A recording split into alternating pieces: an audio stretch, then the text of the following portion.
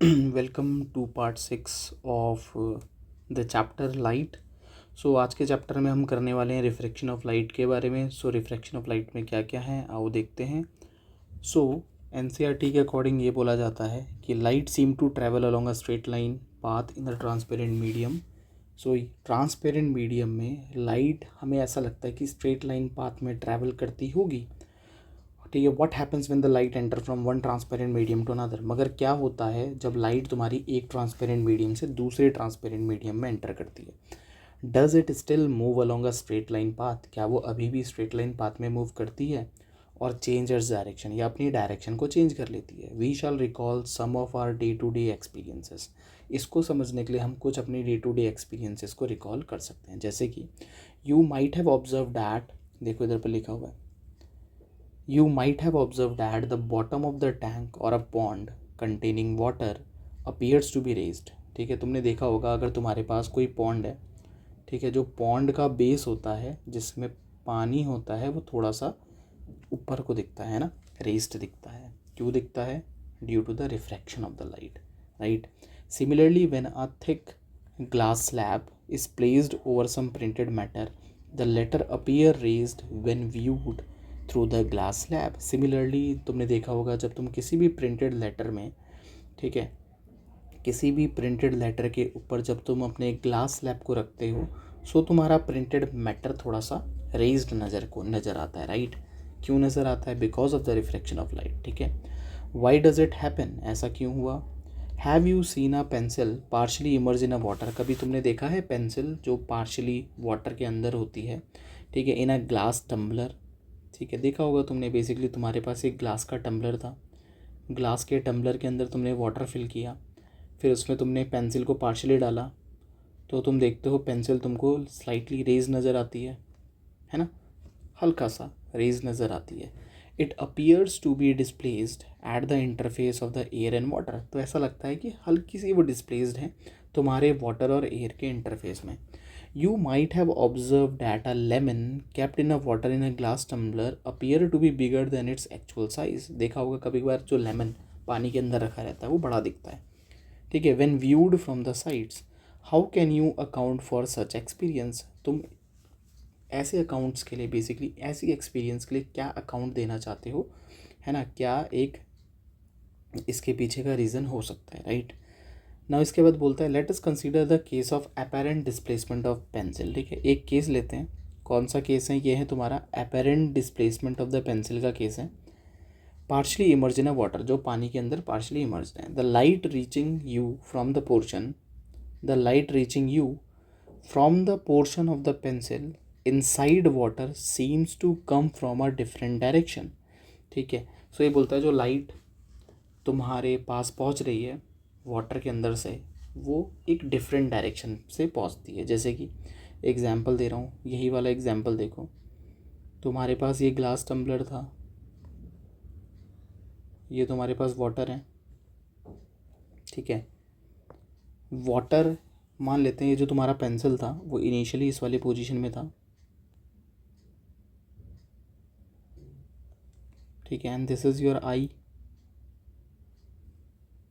अब लाइट जो है वो क्या करेगी, पहले आएगी ऑप्टिकली रेयर मीडियम में, है ना, ये तुम्हारा नॉर्मल है, और फिर क्या हो जाएगी, bend away from the normal हो जाएगी, बिकॉज ये एयर आ गया, तो तुमको ऐसा नज़र आएगा कि जो तुम्हारा पेंसिल है वो इधर पर है, रियली में तो हल्का सा बेंड होता हुआ नज़र आएगा।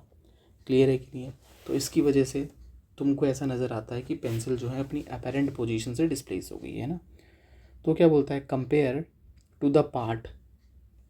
To the part above the water, this makes the pencil appear to be displaced at the interface. तो हमको ऐसा लगता है इंटरफेस में तुम्हारी जो पेंसिल है वो हल्की सी डिस्प्लेस हो गई है। For similar reason the letter appears to be raised when seen through a glass slab, और यही रीज़न की वजह से तुम्हारा ग्लास स्लैब में, अगर तुम ग्लास स्लैब के नीचे कोई भी लेटर्स को रखते हो तो लेटर्स तुमको रेज नज़र आते हैं। क्लियर है कि नहीं है? Now does a pencil appear to be displace, क्या पेंसिल तुमको डिस्प्लेस होती हुई नज़र आती है? To the same extent if instead of the water, अगर हम वाटर की जगह कोई और लिक्विड लें जैसे कि kerosene, turpentine, will the letter appears to raise the same height, क्या जो लेटर है वो सेम हाइट तक रेज नज़र आएंगे। If we replace a glass slab with a transparent plastic slab, क्या सेम चीज़ ऑब्जर्व होगी? तो ऐसा नहीं है, तो ऑब्जर्वेशन में भी चेंज हो जाएगा। अगर तुम वाटर की जगह और भी कोई हाई डेंसिटी लिक्विड ले लोगे तो तुमको मटेरियल और भी ज़्यादा बेंड नज़र आएगा, तुमको जो लेटर्स और भी ज़्यादा रेज नज़र आएंगे, okay, due to the more bending of the light. You will find that the extent of the effect is different, तो तुमको पता चलेगा जो इफेक्ट का एक्सटेंट है ना वो डिफरेंट होगा in different pair of medium. अलग अलग मीडियम के पेयर में अलग अलग एक्सटेंट तक तुम्हारी लाइट बेंड करती हुई नज़र आएगी। These observation indicate that light does not, ये ऑब्जर्वेशन ये इंडिकेट करता है कि light does not travel in the same direction, light जो है सेम डायरेक्शन में ट्रैवल नहीं करती हर मीडियम में। It appears that when travelling obliquely from one medium to another the direction of the propagation of light in the second medium changes. तो ये देखने को मिलता है कि जब लाइट तुम्हारी एक मीडियम से दूसरे मीडियम में जाती है तो उसकी प्रोपगेशन की डायरेक्शन चेंज हो जाती है, किसमें? सेकेंड मीडियम में। और इसी फेनोमेना को हम बोलते हैं तुम्हारा रिफ्रैक्शन ऑफ लाइट। तो रिफ्रैक्शन ऑफ लाइट की डेफिनेशन आ गई। क्या बोलता है? ये बोलता है कि it appears that when travelling obliquely from one medium to another the direction of propagation of light in the second medium changes and this phenomena is known as refraction of light.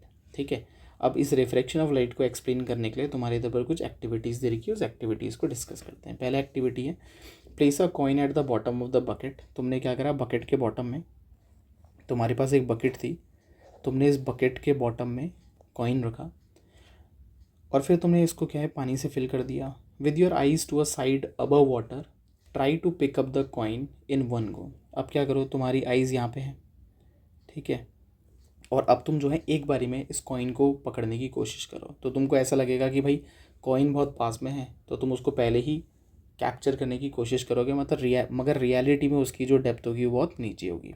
वो तुमको थोड़ा सा raise दिखेगा, किसकी वजह से दिखेगा? इसके पीछे जो रीज़न है वो है तुम्हारा रिफ्रैक्शन ऑफ लाइट। ठीक है, क्या रीज़न है तुम्हारा? रिफ्रैक्शन ऑफ लाइट का ही रीज़न है, जिसकी वजह से वो तुमको रेज नज़र आ रहा है। तो बोलता है क्या तुम एक बारी में कॉइन को पकड़ पाओगे? नहीं, एक बारी में कॉइन को नहीं पकड़ पाओगे, क्योंकि जो तुमको दिख रहा है रियलिटी में कॉइन वहाँ पर है ही नहीं, वो तुमको वहाँ पर रेज्ड नज़र आ रहा है due to the refraction of the light. ठीक है, एक्टिविटी 9.8 क्या बोलता है? Place a large shallow bowl on the table and put a coin in it. एक बाउल लो, ठीक है, ठीक है, और उसके बेस में जो है कॉइन रखो। अब क्या होगा, move away slowly from the bowl, bowl से थोड़ा सा पीछे जाओ। ठीक है, किस डिस्टेंस तक तुमको पीछे जाना है बाउल के? ठीक है, एक ऐसी डिस्टेंस तक जाना है जब तुमको ये कॉइन दिखना बंद हो जाए। ठीक है, फिर अपने फ्रेंड से बोलो इस बाउल के अंदर पानी डालो, तो जैसे ही पानी डालेगा तो तुमको ये हल्का सा उठा हुआ नज़र आएगा, उठा हुआ नज़र आएगा, तो फिर उसके बाद जो है तुमको उस वाली लोकेशन से भी वो कॉइन जो है दिखने लग जाएगा। क्यों दिखाई दिया? पहले क्यों नहीं दिखाई दिया था और बाद में क्यों दिखाई दिया? बाद में जैसे तुमने वाटर डाला तो वाटर डालने की वजह से तुम्हारा जो एपेरेंट पोजीशन थी वो चेंज हो गई, जिसकी वजह से तुमको कॉइन दिखने लग गया। ठीक है, due to the reflection of the light. अब एक्टिविटी 9.9 में बोलता है draw thick straight line in a ink.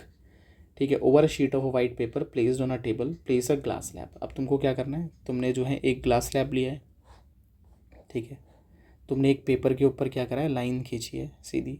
Okay, अब तुमने सबसे पहले क्या, place a glass slab over the line in such a way that it makes some edges. तो तुमको कुछ इस तरीके से बनाना है पहले, ठीक है, इस तरीके से रखना है कि वो ग्लास के साथ, ग्लास के नॉर्मल के साथ कुछ एंगल बनाए। क्लियर है कि नहीं है? तो तुम देखोगे, अब तुम अगर इसको देखोगे इस एंगल से तो तुमको थोड़ा सा ये जो है बेंड नज़र आएगा। क्या नज़र आएगा? ये तुम्हें इसकी जो अपेरेंट पोजीशन है वो हल्की सी चेंज नज़र आएगी। क्लियर है कि नहीं है? पहले वो इधर जाएगा, फिर वो यहाँ से नज़र निकलता हुआ नज़र आएगा। क्लियर है कि नहीं है? तो जब तुम एक पर्टिकुलर एंगल में रखते हो तो एंगल में रखने की वजह से तुमको उसका डायरेक्शन चेंज नज़र आएगा। और जब तुम इसको क्या करोगे, इस ग्लास स्लैब को एकदम लाइन के ऊपर रखोगे, स्ट्रेट रखोगे, तो तुम्हें कोई भी बेंडिंग नज़र नहीं आएगी। तो एक पर्टिकुलर एंगल में रखने में बेंडिंग नज़र आती है, लेकिन जब तुम उसको स्ट्रेट रखते हो तो कोई भी बेंडिंग नज़र नहीं आएगी। फिर उसके बाद बोलता है कि next place the glass slab such that it's normal to the line. What do you observe? जब नॉर्मल रखा जाएगा, लाइन के नॉर्मल रखा जाएगा तो कोई भी बेंडिंग नज़र नहीं आएगी। Look at the line from the top of the glass slab. अब ग्लास स्लैब के ऊपर से देखो लाइन को, क्या होगा, तो तुम्हें लाइन जो है हल्की सी ऊपर को उठी हुई नज़र आएगी because of the refraction of light. तो ये है now refraction through a rectangular glass slab. अब रेक्टेंगुलर ग्लास स्लैब में रिफ्रैक्शन कैसे होता है? ठीक है, उसके बारे में पढ़ेंगे इन द नेक्स्ट वीडियो। तो इतना समझ में आ गया। तो इसमें हमने पढ़ा रिफ्रैक्शन ऑफ लाइट के बारे में। रिफ्रैक्शन ऑफ लाइट का मतलब क्या होता है, जब तुम्हारी लाइट ट्रैवल करती है एक मीडियम से दूसरे मीडियम में ऑब्लिकली, ठीक है, तो उसका डायरेक्शन चेंज हो जाता है, और इसी फेनोमेना को हम रिफ्रैक्शन ऑफ लाइट बोलते हैं। और रिफ्रैक्शन ऑफ लाइट फेनोमेना की वजह से ही हमको जो है पेंसिल बेंड होती हुई नज़र आती है, कॉइन जो है बॉटम से डिस्प्लेस होता हुआ नज़र आता है। हमको जो है इनिशियल में कॉइन नहीं दिख रहा है, लेकिन जैसे ही पानी डाला वो दिखने लग जाता है। हमें ग्लास स्लैब में से लाइंस बेंड होती हुई नज़र आती है due to the refraction of the light, ठीक है। तो रिफ्रैक्शन ऑफ लाइट के सारे एप्लीकेशन है। होप सो समझ में आया होगा। समझ में आया होगा तो subscribe to my channel VP educator, ठीक है। इसके बाद हम स्टार्ट करने वाले हैं तुम्हारा refraction through a rectangular glass slab, okay.